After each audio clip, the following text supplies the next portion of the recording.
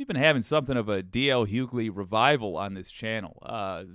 Rediscovered him thanks to the Wicked audience. Rediscovered him earlier this year, and he's been putting out great content. His radio show also has segments streamed to YouTube, which is where your old pal Jake finds him, and just a fantastic voice for communicating sanity back to the people that need to hear it. And in a society that is just saturated with guns and tragedy and horror as a result, I really think this is an important message from Mr. D.L. Hughley.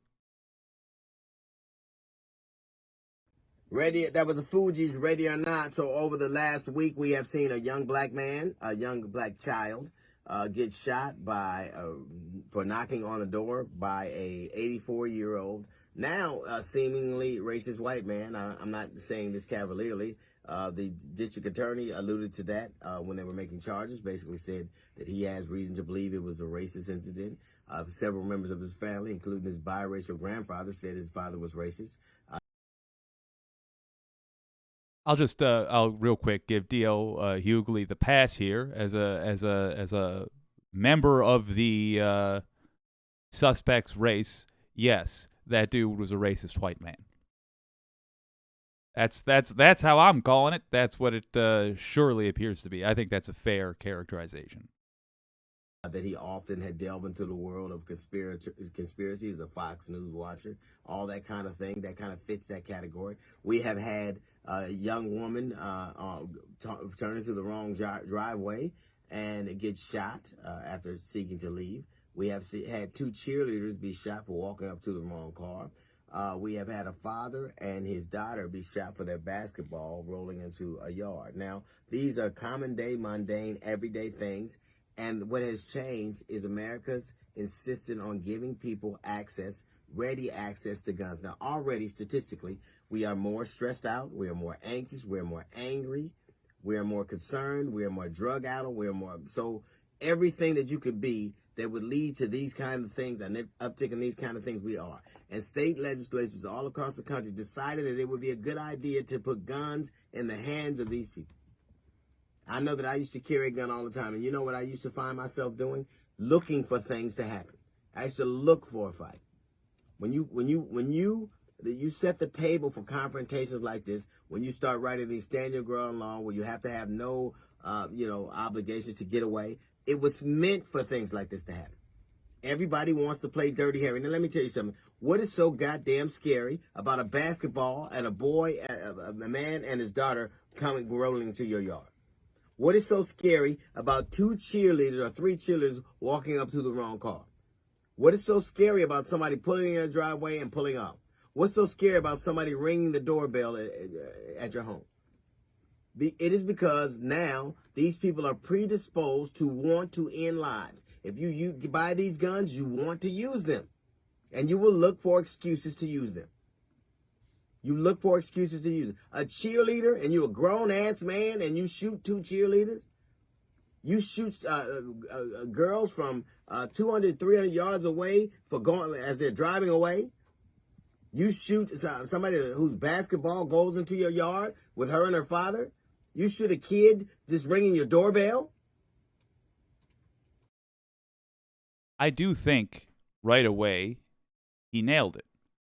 Everybody involved here that did the shooting anyway, they want to be Dirty Harry. They want to be a hero with a gun. That's what they're trying to do. They want to have their big moment where they finally get to use their toy to shoot somebody, and they want to get praise, and they want to get a bunch of people going, yeah, you did it, you got one. That's what they want. Their fantasy, that's the fantasy for a lot of these folks.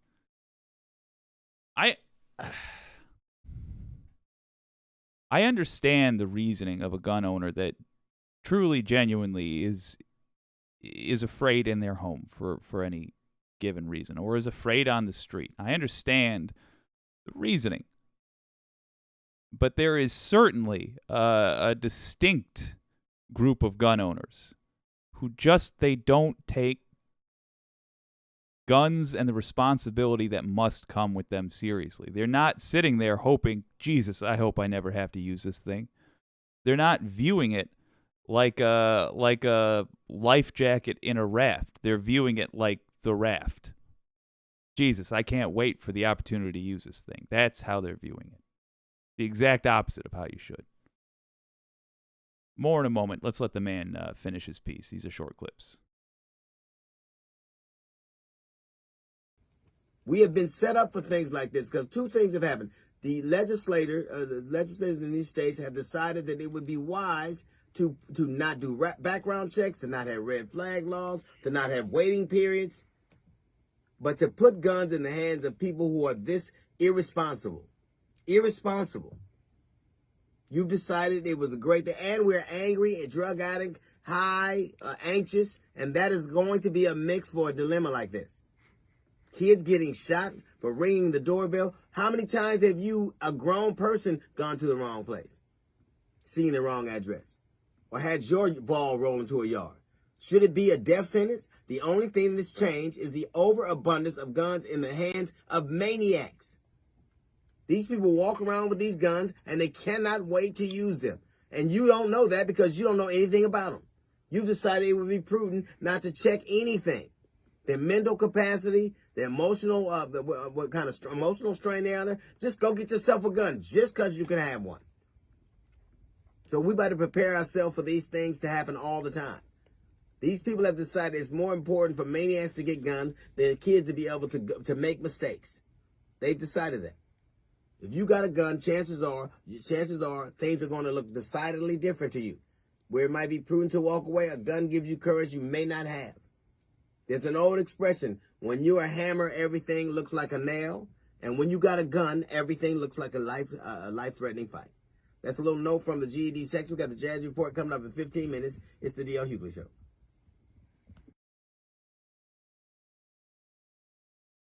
Well, I like the D.L. Hughley Show.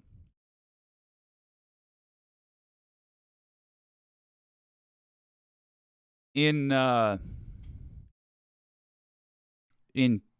Africa, the continent Africa, there is a band called Just a Band, and they take a page out of the K-pop book, where there's just a band, and then from all these different countries in Africa.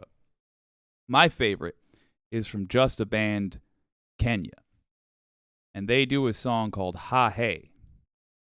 And the music video is hilarious for Ha Hey because it's like a 70s action film, basically.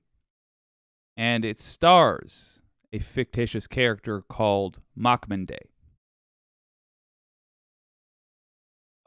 After seeing the song, hearing the song, which is awesome, and then seeing the video because I like the song, I looked up. What does that mean? It was like Makmende Burundi. I looked up what that phrase is. Apparently, in the area of Kenya, we're getting there, I promise. In the area of Kenya, there's an expression where you say, "Oh, Makmende," like sarcastically, and it's for wannabe tough guys. And it's a distortion of "Make My Day," like Dirty Harry. As if to say, like, when somebody's talking too tough, their friends, affectionately will correct them by being like, "Oh, Makmende, yeah, uh-huh." It's the verbal equivalent of like, "Yeah, mm-hmm." Imagine a country of 330 million people where every Makmende is allowed an assault rifle, if they so choose. Culturally, we have to start treating people that are cavalier with guns like children to their face. We have to have the American version of Machman Day. Yeah. Oh, tough guy. Oh, you're wearing a pistol out just on your hip at this farmer's market with these kids around. Real calming everybody down, really making everybody feel safe. Random weirdo in the crowd. We have to do that culturally, simply because that should have always been part of our culture, even back in cowboy times. We should have been looking at people wandering around just threatening the general populace with a gun like that. And it is desperately important that we win. Sane Americans win the House, the Senate, and the White House in 2024. Or we're going to keep getting random Americans shot to death. I've even seen, God help me, I've seen this this gun culture bleed over into Canada, where there's a lot of Canadian conservatives that are starting to fall for this crap. And it makes us weaker as a people to be so reliant on guns to do our conflict resolution for us. Now, if you're a grown-up, you use your words. But you don't have to be a grown-up. You don't. You can be an immature 57-year-old if you want. There's no law that says you have to be mature and, a pillar of society that everyone admires. No, you can solve your problems childishly. What you can't do, whether you're a grown-up or whether you're childish, what you can't do is toy around with other people's lives. That you can't do.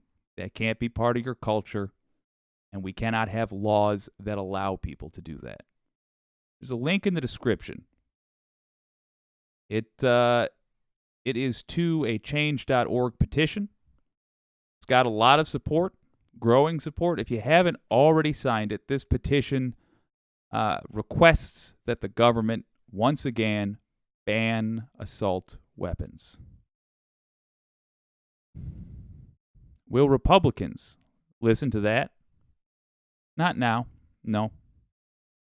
But who knows how many signatures it will gather over time. You can be amongst those signatures. You can do your part. Think of it like a lottery ticket. No different than that. There's a chance that this petition will be part of the solution at the right time. We don't know. We don't know when the next tragedy is going to happen. We don't know where it will happen, but we do know it will happen. Because we still have these weapons out there. We still don't do serious background checks. We still don't close gun show loopholes. And so, we know it's going to happen again. A bunch of children will be killed. It will be our fault. It will be mostly the fault of Republicans, though. You want to wash your hands of it now. Sign the petition now. So you can truly say you did everything in your power that you could think of to stop this from happening. We're going to check out what the Wicked community has to say about this.